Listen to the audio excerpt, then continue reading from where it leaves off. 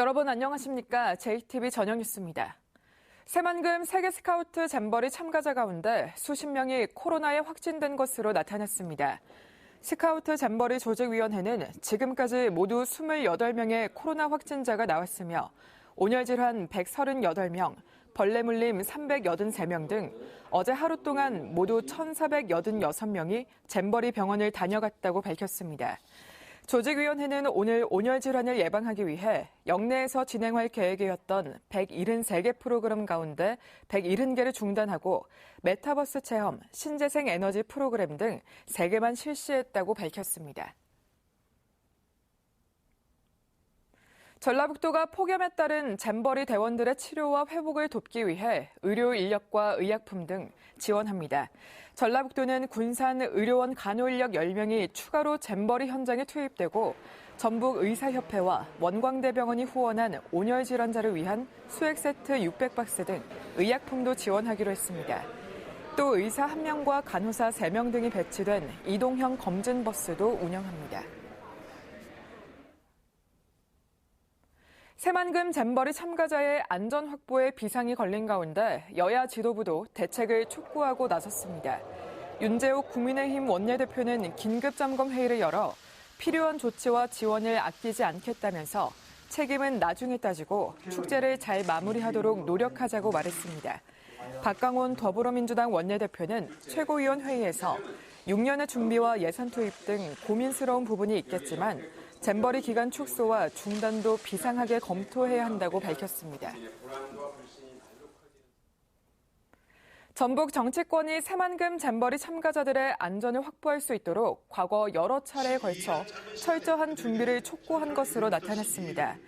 지난 2011년 9월 성경찬 당시 도의원은 전북도의회 5분 발언을 통해 폭염을 피하기 위해서 잼버리 일정 자체를 조정하자고 제안했습니다. 또한 지난해 10월 이원택 국회의원은 여성가족부 국정감사에서 폭염과 폭우, 해충과 화장실 문제를 철저하게 준비하지 않으면 어려움에 부닥칠 수 있다고 경고했습니다. 잼버리는 피서가 아니고 한국 청소년들은 귀하게 자라 불평이 많다는 글로 논란을 일으킨 염영선 도의원이 사과했습니다. 염 의원은 오늘 자신의 SNS를 통해서 사려 깊지 못한 글로 스카우트 대원과 부모들에게 상처를 주고 심려를 끼쳤다며 죄송하다고 밝혔습니다. 또 대원의 안전이 우선이라면서 잼버리 기간 내내 대원의 건강과 안전에 관심을 두고 봉사와 의정 활동으로 사죄하겠다고 말했습니다. 시공 과정에서 철근을 누락한 이른바 순살 아파트에 대한 불안감이 커지자 익산시가 전수조사에 나섰습니다. 익산시는 현재 시공하고 있는 공동주택단지 16곳의 감리단이 교차 점검하는 방식으로 안전진단을 실시하고 부실공사가 드러날 경우 행정처분을 내릴 계획입니다. 익산 지역에서 건설되고 있는 아파트 가운데 무량판 구조는 평화지구 LH 아파트 한 곳이며 국토부 조사에서 문제가 없는 것으로 확인됐습니다. 어제 새벽 1시쯤 군산시 수성동의 한 PC방에서 직원에게 흉기를 휘두른 20대 남성이 경찰에 붙잡혔습니다. 군산경찰서에 따르면 이 남성은 중학교 동창인 피해자가 돈을 갚지 않는다는 이유로 흉기를 휘둘렀으며 피해자의 생명에는 지장이 없는 것으로 파악됐습니다.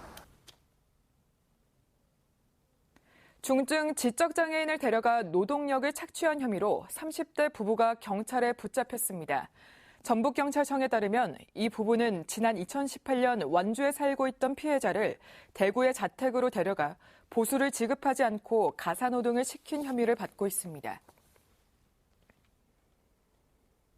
전주 혁신도시 주민들의 생활체육 공간이 될 라운체육센터가 문을 열고 운영에 들어갔습니다. 125억 원이 투입된 라운체육센터는 지하 1층, 지상 2층 규모이며 6레인의 수영장을 비롯해 배드민턴과 농구 등 다양한 생활체육을 즐길 수 있는 다목적 체육관으로 건립됐습니다. 오늘 정읍 태인의 낮 기온이 36도까지 올라갔으며 부안 줄포가 35.4도, 전주가 35.3도를 기록했습니다. 전북 전 지역에 폭염경보가 유지되고 있는 가운데 내일도 낮 기온이 34도에서 36도까지 올라가는 등 당분간 찜통더위가 이어지겠습니다. 전북 내륙에는 오늘 밤 9시까지 5에서 40mm의 소나기가 내리는 곳이